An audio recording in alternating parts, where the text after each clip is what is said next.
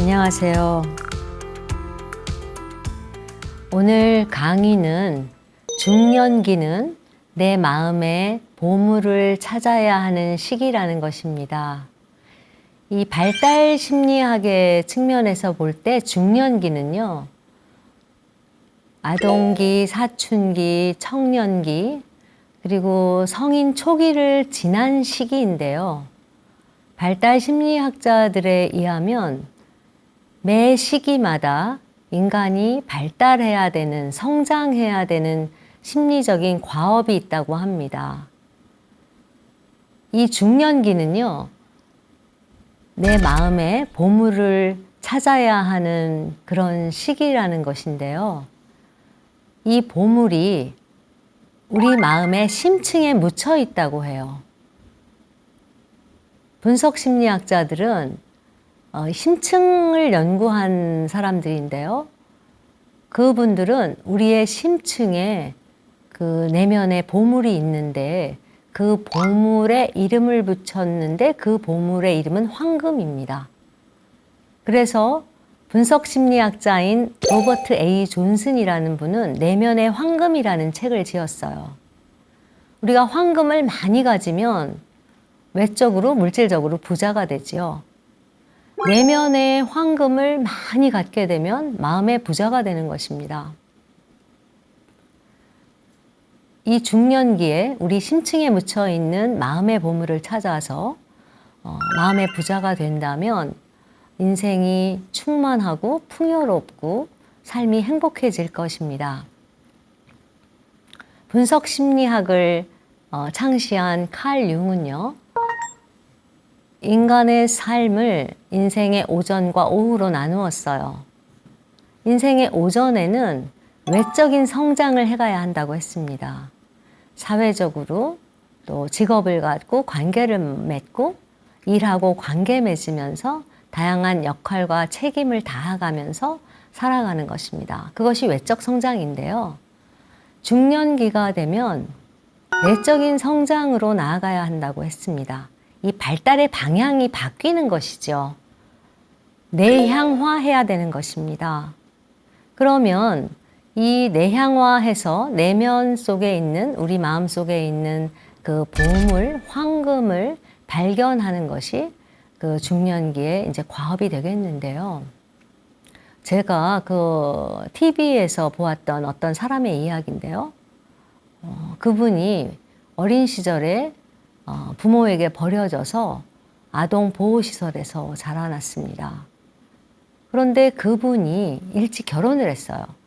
결혼을 했는데 이 아내는 이 결혼 생활의 어려움을 감당하지 못하고 일찍 떠났어요.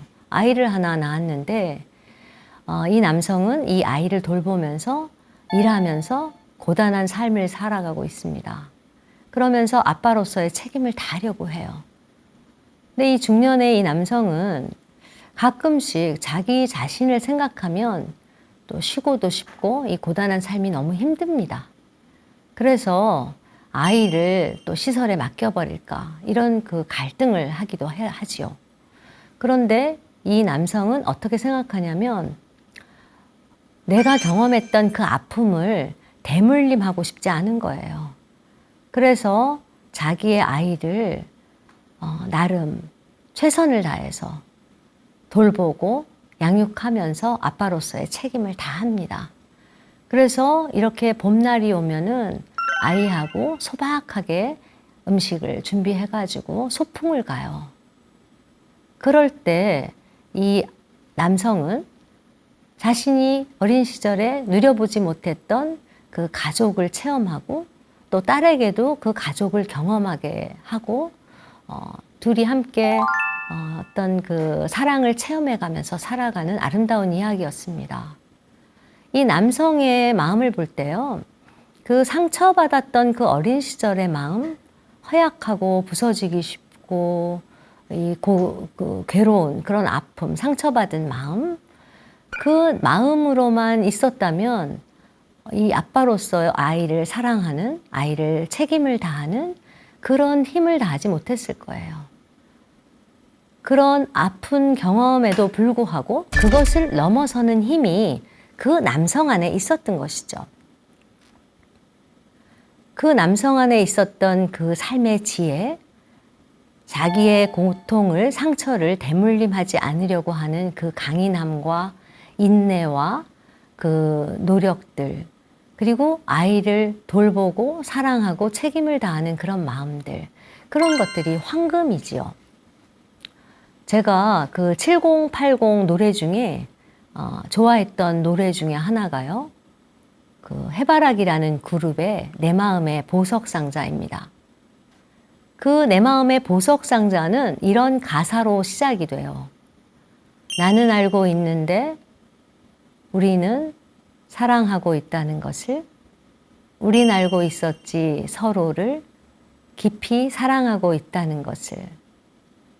그 가사에서 나타나듯이 내 마음속에 있는 그 보석상자는 우리 마음 깊은 곳에 있는 사랑입니다. 이 사랑은 정신적인 힘이에요. 단순한 어떤 감정이나 어떤 충동이 아닙니다. 어떤 사람을 사랑한다고 하면서 그 사람이 없으면 나는 죽고 못 산다.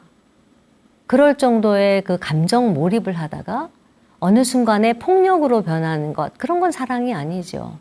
진정한 사랑은 사력 있게 주고 사력 있게 거두고 또 고통스러운 의사결정을 요구합니다.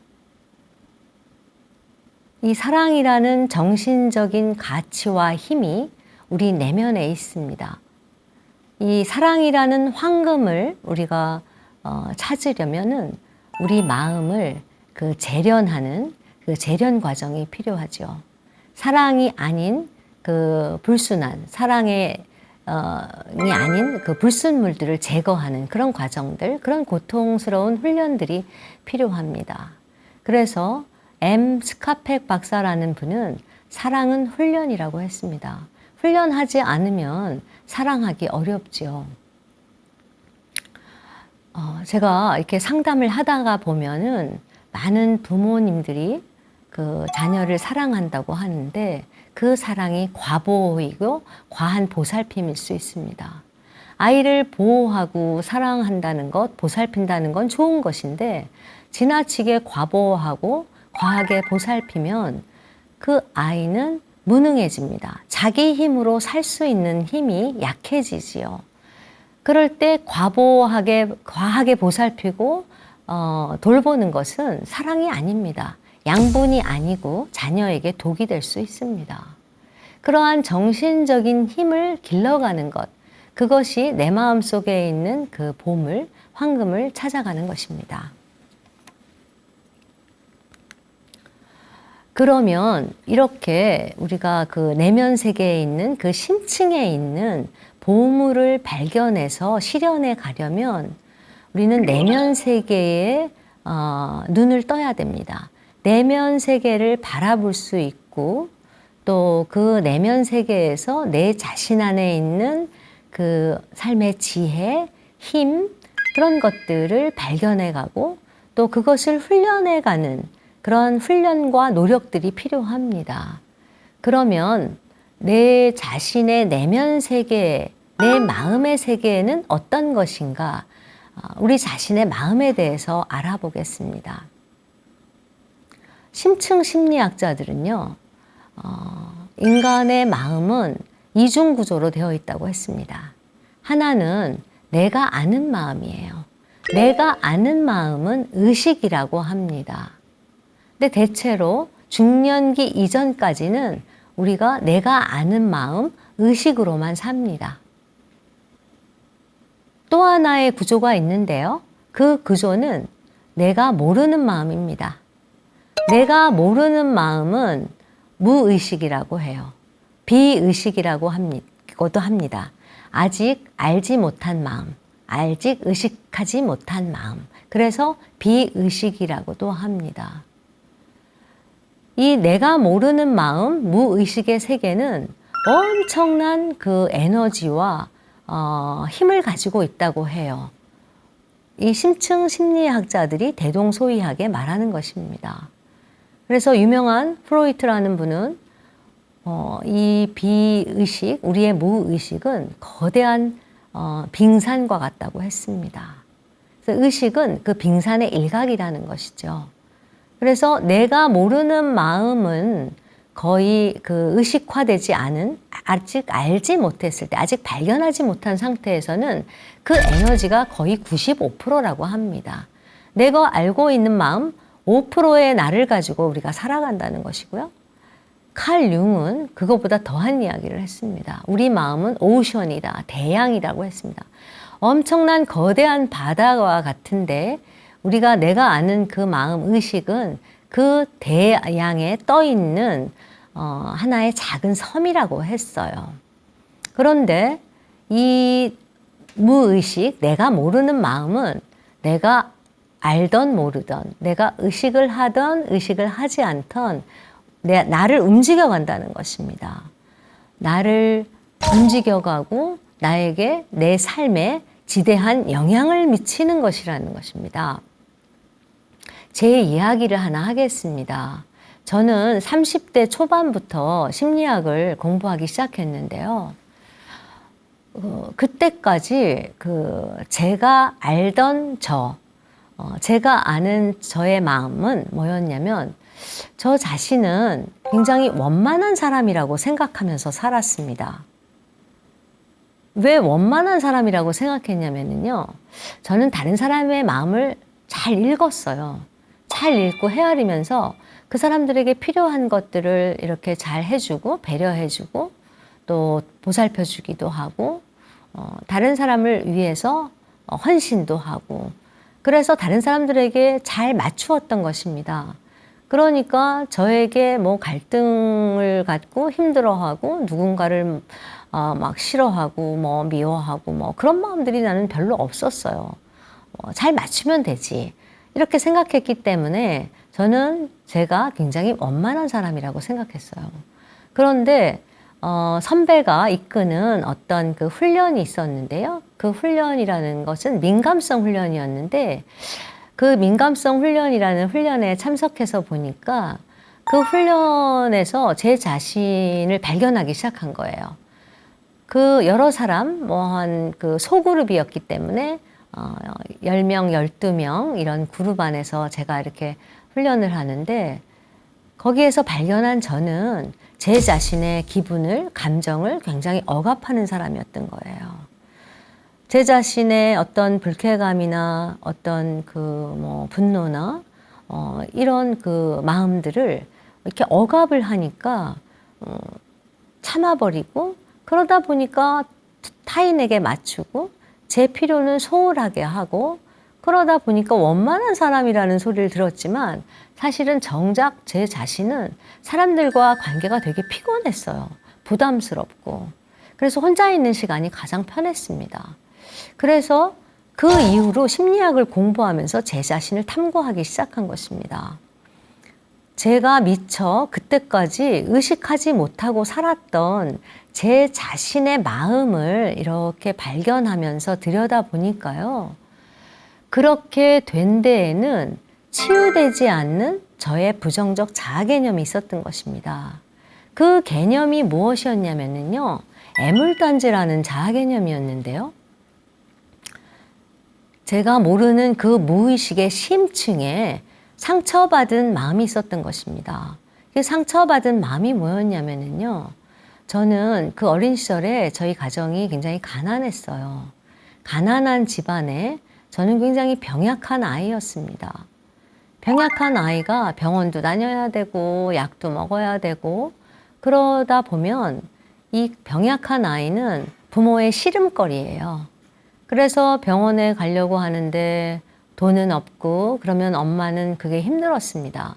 그래서 저희 어머니가 힘드니까 저를 바라보면서 한숨을 때로는 푹 쉬시면서 하시던 말씀이 아이고 저놈의 애물단지 저거 어떡하지 이런 마음이었어요. 이런 말이었어요. 그래서 어머니의 그 찡그리는 얼굴 한숨 그리고 애물단지라는 그런 그 말이 제가 상처가 되고 그게 제 가슴에 비수가 되어서 이렇게 박혔던 것이었어요. 그런데 그런 기억들을 그 무의식에 묻어버리고 성인이 되어서 살아왔습니다. 살아오면서 성장 과정에 애물단지가 되지 않으려고 굉장히 의식적으로, 근데 그거는 어떻게 보면 무의식적이죠. 노력을 했던 것 같아요. 어머니의 애물단지가 되지 않기 위해서 어머니의 마음을 헤아리고 어머니가 필요한 것들을 빨리 하고 기쁘게 해드리려고 노력하고 그러한 삶의 태도를 가졌던 것이죠. 그러한 태도가 형성이 되어 있고 그것이 굉장히 굳어져 있었는데 그런 삶의 태도, 내가 내 자신을 어떻게 생각하는지, 어떻게 감정을 처리하는지 전혀 의식하지 못한 채, 모른 채 성인이 되었고 성인이 되어서도 그렇게 살았던 것이었어요.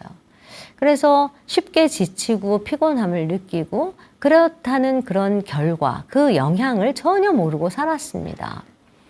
이렇게 저의 그 경험처럼 사람들은요, 자기에게 불편했던 어떤 진실, 아팠던 것들, 그런 것들을 이렇게 그 마음의 지하, 그것이 그 무의식이라면 그 무의식의 세계에 저장을 해버립니다. 그래서 심층 심리학자들은 우리 마음의 심층에 내가 모르는 마음 안에는 두 개의 층이 있는데, 하나는 그 불편한 마음들을 저장했던 그런 것들, 그 창고 같은 것이에요. 이거는 쉽게 이야기를 하면 우리가 손님이 오면은 손님에게 잘 보여주기 위해서, 깨끗한 걸 보여주기 위해서 지저분한 것들, 보기에 불편한 것들은 이렇게 창고에 집어넣잖아요. 그런 것들이 우리 마음속에 이렇게 들어있다는 것입니다. 지하 창고 같은 것이죠. 그래서 억압했던, 눌러버렸던, 묻어버렸던 마음들이 우리 그 무의식에, 내가 모르는 마음속에 있어서 그것을 이렇게, 그런 마음들이 우리 자신에게 삶에 영향을 준다는 것입니다. 제가 상담을 하다 보면 이런 부분들이 굉장히 많은 그런 사람들에게 영향을 주고 있다는 것을 알게 됩니다. 어떤 분은요, 이 자신이 이제 굉장히 일 중독이다 싶게 일을 많이 하고 자기 자신을 과로로 몰아가요. 그래서 이 주변 사람들이 이 사람을 염려합니다. 너무 열심히 일을 해서 자기 몸의 감각도 잘 알아차리지를 못해요. 목이 마른데 목이 마른지도 잘 모르고, 쉬어야 되는데 잘 쉬지도 않고, 주말에도 뭔가 일을 붙들고 있고 이래요.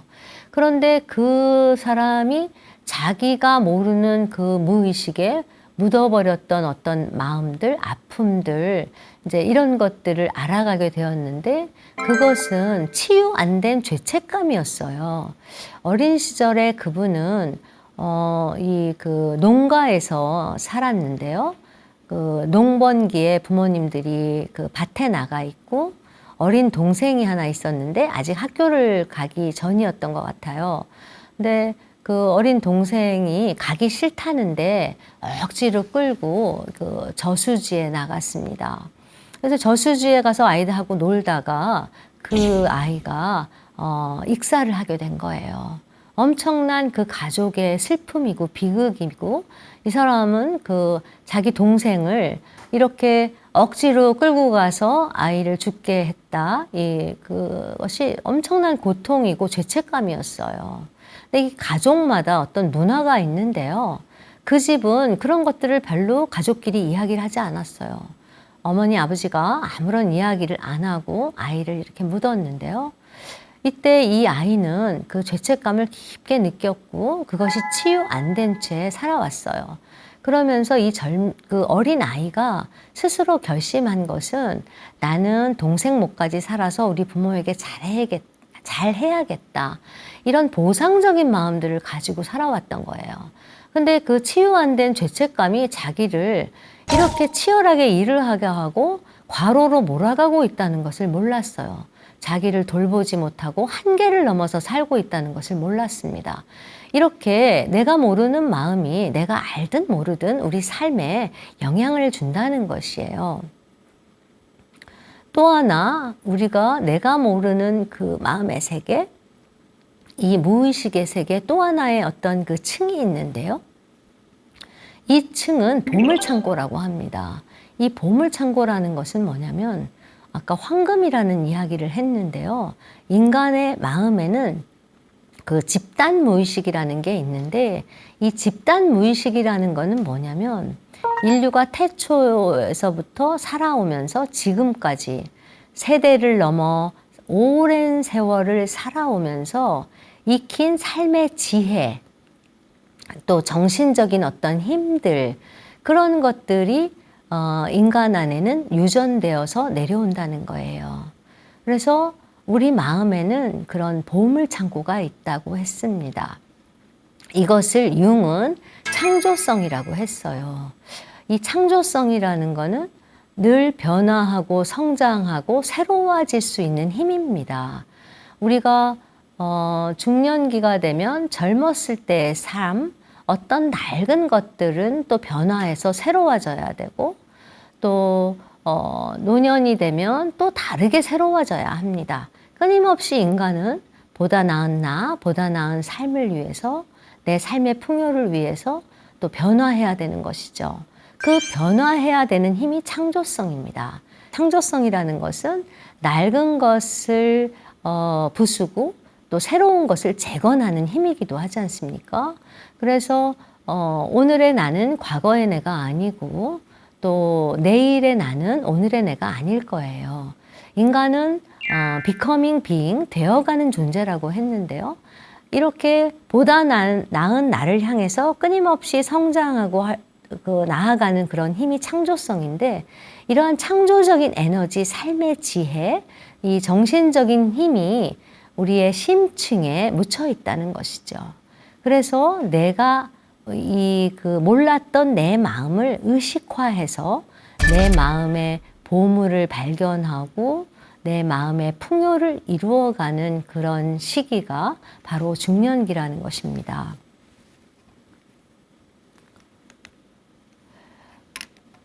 이 내면 세계에 내가 나를 모르는 마음을 알아가는 것을 의식화라고 하는데요.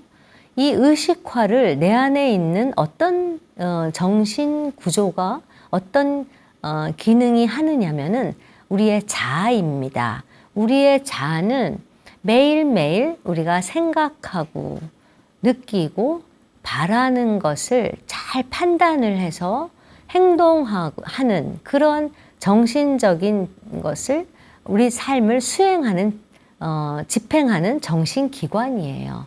그래서 우리가 선택을 잘해야 되죠. 매일매일. 사소한 선택에서부터 무엇을 먹을까, 무엇을 입을까 이런 사소한 선택에서부터 어떤 진로, 어떤 직업을 가질까, 어떤 배우자를 선택할까, 앞으로 어떤 삶을 살아갈까 이런 것들을 잘 선택해야 우리 삶이 좀 더 나은 삶, 좀 더 행복한 삶으로 나아갈 수 있지요. 그래서 이 자아가 아주 튼튼하고 성숙하고 건강해야 합니다. 그래서 그 자아가 우리 자신 안에 있는 그 심층에 있는 이 보물을 발견해 가야 하는데요. 이 자아는 두 가지의 기능을 가지고 있습니다. 하나의 기능은요, 외부 세계와 관계 맺는 기능이에요. 외부 세계와 관계를 맺는다는 것은 내 밖으로 나아가서 이 사람들을 만나고 일을 하고 그 사회에 적응하는 사회적인 기능을 이야기합니다. 이 자아의 외부 기능을 아주 잘하시는 분들이 있어요. 사회적인 성취를 이루고 직업 생활도 잘하고 유능하고 능력 있고 이렇게 그런 기능을 아주 잘하는 사람들이 있어요. 그런데 자아의 또 다른 기능이 있는데요. 이 기능은 자기 자신의 내면 세계를 바라보는 기능입니다. 이것을 자아 성찰 기능이라고도 하는데요. 이 내면 세계를 바라보려면 바로 이제 내면에 내 안에서 어떠한 일이 일어나고 있는지 내 감정이라든지 내 욕구라든지 내 원이라든지 내 갈망이라든지 이런 것들을 바라볼 수 있는 훈련을 해야 되는데요. 그러한 자아를 관찰하는 자아라고 합니다. 이 관찰하는 자아라는 것은 그 말처럼 나를 바라보는 나예요. 내가 왜 이렇게 강하고 거친 사람들을 보면 두려워서 피하고 싶지? 이런 나는 누굴까? 이거는 뭘까? 나는 지금 화가 나네? 이 화가 나는 나는 누구일까? 이렇게 그 의식하는 나를 바라보는 나입니다. 이런 나는 아주 중요해요. 내적인 성장을 하는데 아주 절대적으로 필요한 것입니다. 종전에 말씀드린 것처럼 외부 세계와 기능을 잘 맺어서 사회적으로 아주 능력 있고 유능하고 기능은 잘하는데 이 내면 세계를 바라보는 기능이 발달되어 있지 않은 사람들도 굉장히 많습니다. 그런 사람들은 이 내면 세계에 대한 이해가 없기 때문에 다른 사람들의 정신 세계를 이해하고 헤아리고 공감하는 능력이 발달이 되어 있지 않아요. 그런 사람들은 인간관계에서 어려움이 올 수도 있고요. 중년기 이후가 되면 풍요로운 삶을 살 수 없기도 합니다. 경제적으로 아무리 부유하고 다양한 능력을 갖고 사회적인 성공을 했다고 해도 내면 세계는 아주 가난하고 결핍되어 있을 수가 있습니다. 어떤 사람이요, 자기가 알고 있는 자기는 이상하게 그 직장을 자꾸 그만두게 됩니다. 직장을 자꾸 그만두게 되는 요인을 이렇게 살펴보니까요, 이렇게 그 상사가 너무 강하고 좀 강압적이다 이러면은 그게 너무 힘들고 부담스럽고 두려워서요, 직장 생활을 더 이상 할 수가 없는 거예요. 그래서 직장을 자꾸 그만두게 됩니다. 그래서 혼자 있다 보면은 자괴감이 들고 결국은 또 그 외부적인 기능을 잘 못하게 되니까 자기 자신이 점점 자신감을 잃게 되고 또 그 여러 가지 고통을 겪게 됩니다. 그럴 때 이제 자기 자신을 관찰하기 시작했어요. 나는 왜 이런 일이 일어날까? 이것은 무엇일까? 이렇게 바라보았는데요. 처음에 이분은 자기가 모르는 마음 세계에 무엇이 움직이는지를 잘 몰랐어요. 어떤 것이었냐면은 그분은 그냥 우리 집은 가족은 다 원만하고 행복했어. 잘 지냈어. 이렇게 생각하는 게 자기가 아는 자기였어요. 그런데 실제로 자기의 그 마음의 심층에 지하 저장소에 이렇게 묻혀 있는 그 불편한 마음들이 뭐였냐면은 그 어머니 부모님이 맞벌이를 하시면서 주말 부부셨어요. 그래서 이 여성이 아이였을 때 이 아이를 할머니한테 맡겼는데 그 할머니와 어머니 사이가 별로 안 좋았고 또 아빠하고 엄마하고도 별로 사이가 안 좋았습니다. 그러다가 보니까 이 아이는 할머니하고 이렇게 지내면서 할머니가 밥도 해주고 뭐 이렇게 친절하게 잘 해줄 때도 계셨지만 또 어떤 때는 이 할머니가 호랑이 할머니처럼 너무 무서웠어요. 소리도 지르고 막. 그러면은 이 아이가 벌벌 떨고 무서워서 얼른 그 자기 방에 가서 숨어 있고 그냥 혼자 책을 보고 그렇게 지냈던 것이에요. 그래서 이 거칠고 강인한 사람들, 강한 사람들을 보면 두려워하는 마음 속에는 아직 그 치유되지 않는 그 무의식의 그 어린아이 상태, 정서적인 어린아이라고 하는데 그런 어린아이가 있었던 거예요. 그래서 자기 안에 누가 뭐 강하든 거칠든 또 어떤 강압적인 힘을 가지든 그런 힘을 넘어설 수 있는 그런 힘이 있는데 그런 힘을 극복하지 못하고 살아가고 있었다는 것을 깨닫게 됐습니다. 그러한 것들을 살펴서 발견하고 탐구하는 것이 이 자아의 또 하나의 기능이에요.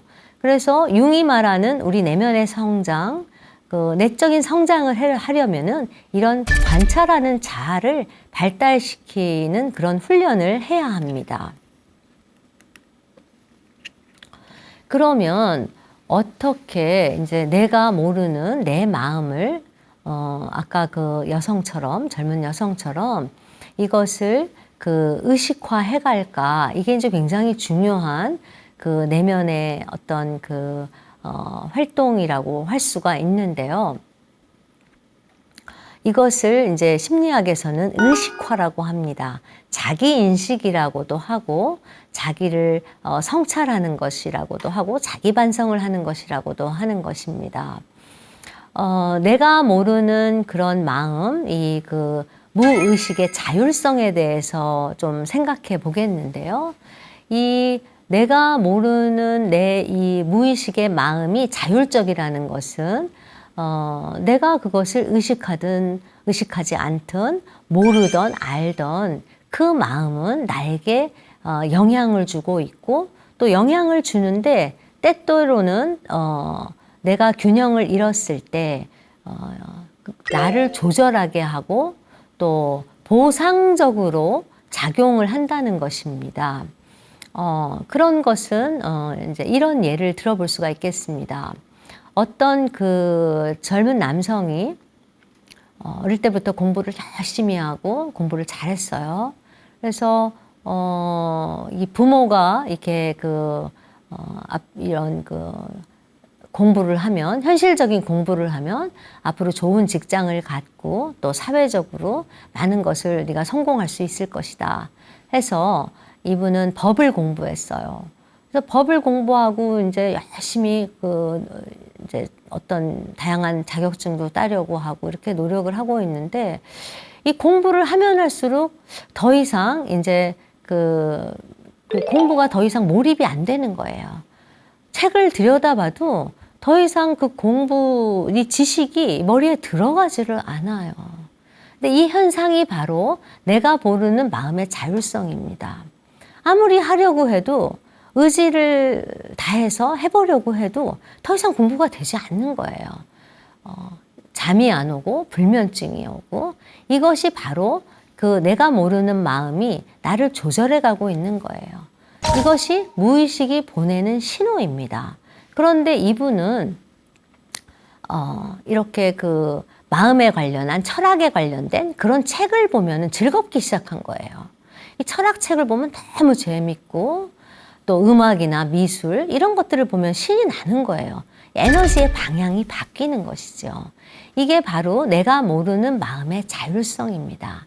이러한 신호를 알아듣고 이 중년기에 이 신호를 잘 알아들으면서 이 방향, 내가 모르는 마음이 보내는 신호를 내 자신의 어떤 성장과 행복을 위해서 가꿔가는 것이 아주 중요한 것입니다. 그러면 이렇게 내가 모르는 마음에서 무슨 일이 일어나고 있는가, 나에게 보내는 신호는 뭔가, 이런 것들을 알아보기 위해서 이 지하 저장소에 묻어버린 마음들을 찾아보는 것은 아주 굉장히 중요한 내적인 작업입니다. 어떤 부인은 아주 열심히 살고, 가족도 잘 돌보고, 주변 사람들에게 아주 생생하고 밝고 건전적이고 건전하고 긍정적으로 아주 활달하게 살았는데, 60대에 이렇게 접어들면서 이분이 이제 우울증이 온 거예요. 그 우울증이 온 것은 지금 이게 바로 무의식이 보내는 신호입니다. 이게 무슨 일일까? 하나의 조절 기능이죠. 균형을 잃었다는 것이죠. 내 자신의 삶에 내 자신 안에 어떤 균형을 잃었다는 거예요. 그래서 그 사람의 마음을 탐구해 보니까 이 사람이 묻어버린 마음들이 있는데요. 이분은 어린 시절에 부모님이 굉장히 폭력이 많은 그런 가정에서 살았습니다. 그런 가족에서 살면서 세 형제 자매가 있었는데요. 여동생이 있었고 남동생이 있었는데 이 부인은 그 가족의 맏이었어요. 그래서 이 맏이로서 이제 부모님이 싸우고 그럴 때 이 부인이 그때는 이제 어린 딸이죠. 근데 자기가 맏이에요. 이 맏이니까 이 맏이로서 이 부모님의 싸움과 이 고통스러운 가족들, 이 갈등이 많은 이러한 가정 환경에서 내가 할 일은 이 문제 해결사 역할을 하는 거예요. 내가 나서야겠다. 부모님도 말리고 또 부모님을 돌보기 위해서 애를 쓰고 이 부모화된 아이였던 거예요. 동생들도 돌보고 이렇게 살았습니다. 그래서 그러한 삶의 태도를 가지고 열심히 아주 그 주변을 돌보면서 살아왔는데요. 이분이 마음에 묻어버린 것은 그때 이 어린아이가 겪었던 공포죠. 부모님이 싸워보세요. 얼마나 그 두렵습니까? 두려움, 슬픔, 또 이런 가족이 되게 부끄럽습니다. 치부처럼 느껴져요. 그런 마음 아팠던 고통의 감정들, 그리고 이 어린 아이가 부모의 어떤 관심과 보살핌, 지지 이런 것들을 받지를 못했지요. 여력이 없는 부모님들은 아이를 잘 보살피거나 아이를 칭찬하거나 인정해주거나 응원해주거나 그런 여력이 없죠. 그래서 이 아이는 그런 어떤 그 어렸을 때의 필요가 채워지지 않은 채 성장을 하게 된 것입니다. 근데 이 부인은 이 우울함이라는 신호를 내 마음이 그 안에 묻어버린 마음들을 발견하면서 아하, 지금 내가 이렇게 소진이 되고 우울하게 된 것은 바로 그 어렸을 때의 습관적인 어떤 삶의 태도를 반복하는구나. 이것을 깨닫게 된 것이에요. 그것을 우리가 통찰을 한다고 하는데요. 아하, 바로 이런 것이구나. 그래서 내가 그랬구나. 이렇게 깨닫고 이 통찰하고 자기를 변화하고 바꿔갈 수 있는 어떤 그 단서, 동력을 얻은 것이지요. 그러면 나 자신을 통찰하고 알아가게 되면 이제 내 삶을 잘 운전해 가야 됩니다. 내가 모르는 어떤 그 무의식의 마음들이 내 삶을 고통으로 몰아가고 삶의 벼랑 끝에 서게 했었다면 이제 내가 무엇이 나를 끌어가고 있다는 것을 알면 내 삶을, 내 자신을 잘 운전하고 잘 경영해 갈 수 있게 됩니다. 그게 내가 내 어떤 그 무의식에 묻혀 있는 어떤 부정적인 에너지에 내 자신이 사로잡혀 가지 않고 내 자신을 건강하고 건전하게 움직여가는 것이라고 할 수 있습니다. 이럴 때 이제 그 과거의 그 낡은 습관들을 분석 심리학자 제임스 홀리스는 잠정 인격이라고 했어요. 잠정 인격이라는 것은 뭐냐면은 일시적인 인격이라는 거죠. 가정과 사회에 내가 생존하고 적응하기 위해서 할 수 없이 그때 만들었던 생존 전략과 같은 것이에요. 이 부인은 항상 자기가 느끼는 어떤 힘든 감정이 오면 또 부정적인 감정들일 수 있죠. 분노나 우울감이라든지 외로움이라든지 이런 게 오면 뭐 무기력감이라든지 이런 게 느껴지면 그런 거를 억압하고 묻어버리고 내 자신은 타인을 위해서 열심히 일하고 내가 문제를 해결해야 된다. 어려움이 있는 곳에 내가 있다. 내가 어떤 문제든 내가 해결하겠다. 이런 생각을 가지고 열심히 적극적으로 살아왔던 그런 삶의 태도가 있었는데 그것이 어린 시절에 형성된 잠정인격이라는 것이에요. 이런 잠정인격은 뇌에 저장되어 있는 자아의 낡은 습관입니다. 뇌는 본능의 뇌가 있고 정서의 뇌가 있고 생각의 뇌가 있어요. 이 삼중 구조를 가진 뇌는 우리가 어렸을 때부터 경험했던 것들을 많이 저장하고 있고 그 저장된 대로 작동을 하는 그런 경향이 있습니다. 그래서 그 저장되었던 그 습관된 나를 내가 통찰을 했으면 지금부터 삶의 균형을 잡아가는 것이죠. 이제 남을 돌보기는 것들을 잠시 놓고 내 자신을 돌보는 것이죠. 시간을 내서 여행도 가고 또 내 몸을 돌보고 또 뭐 좋은 영양가 있는 좋은 음식을 섭생도 하면서 또 혼자 있는 시간을 가지면서 자기를 잘 돌봐가는 것. 이제 이런 것들이 자기를 균형을 잡아가고 자신을 찾아가는 과정입니다. 또 하나는 이제 더 깊은 곳에 있는 그 심층에 있는 그 선인들의 삶의 지혜, 또 보물들, 이런 것들을 찾아가는 과정을 우리가 이제 알아보겠는데요. 이것이 내면의 황금이라고 했습니다. 이것은 누구나 가지고 있는데 이게 밖에 가서 공부해가지고 어떤 자격증을 가지고 어떤 기술을 가지고 찾아가는 게 아니고요. 누구나에게 묻혀져 있는 가지고 있는 이 황금을 발견해가는 것입니다. 이 이야기는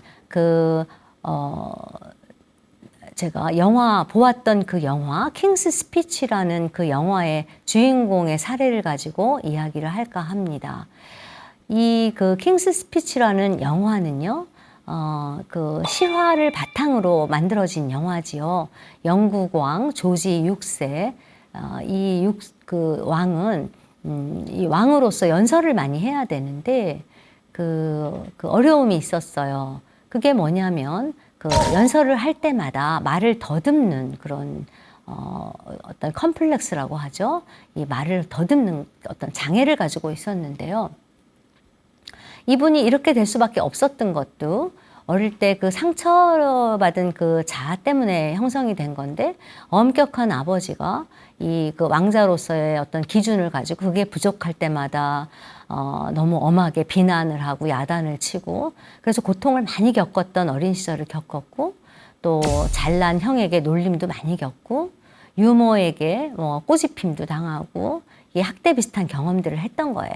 그래서 이 속에서 자신감을 잃은 위축된 아이가 있었기 때문에, 이 아이는 자꾸 그런 그 자신감이 부족하기 때문에, 두려움 때문에 연설을 하려면, 임금으로서 연설을 하려면 담대함도 있어야 되고, 또 어떤 그 결단력도 있어야 하고, 굳건함, 꿋꿋함 이런 것들이 있어야 되는데, 이제 그러한 그 보물과 같은, 황금과 같은 그런 그 높은 그 정신적인 힘, 그 힘을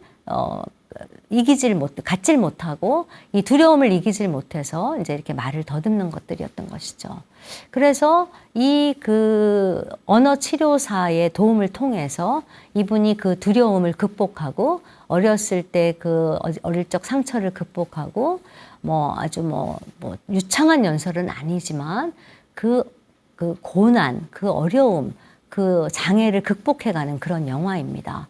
이걸 극복할 때 이 사람이 임금이 가질 수 있는 어떤 특성들, 강인함이라든지 굳건함이라든지 담대함이라든지 무엇인가를 그 삶의 무게를 감당하는 것이죠. 왕으로서의 무게.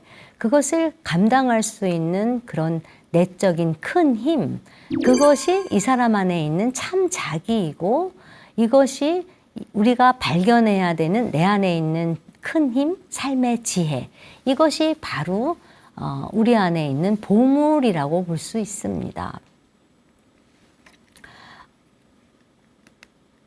그러면 이제 이 중년기와 관련 지어져서 우리가 그 정리를 해보겠는데요.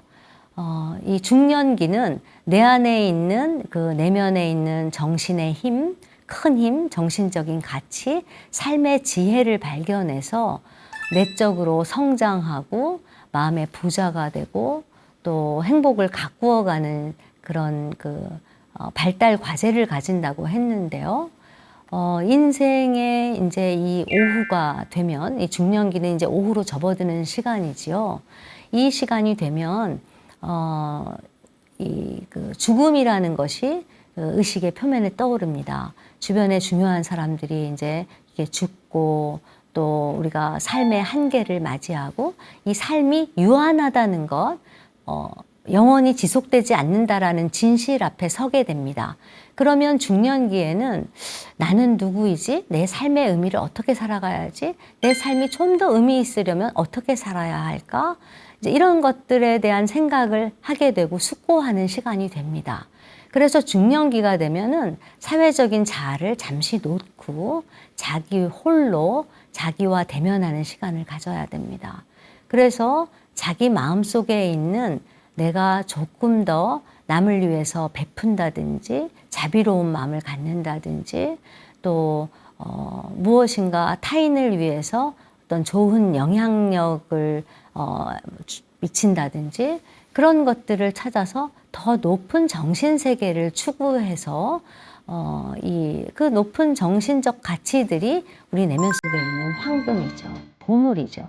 이런 것을 찾아서 그 삶의 풍요를 이루어가면 우리의 삶이 좀 더 균형 잡히고 삶에 좀 더 만족감, 행복을 가져오게 되겠습니다. 제 강의는 이것으로 마무리하겠습니다. 들어주셔서 감사합니다.